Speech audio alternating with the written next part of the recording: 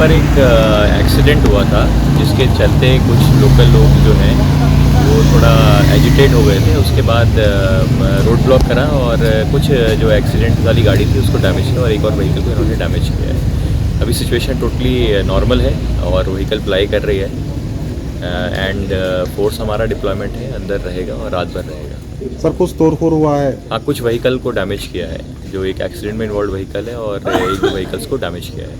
Sir driver कहाँ पे है आप लोगों को वो मिला? हम ढूंढ रहे हैं अभी, मैटर अंडर इन्वेस्टिगेशन। जो इंजर्ड पर्सन है नाम क्या है?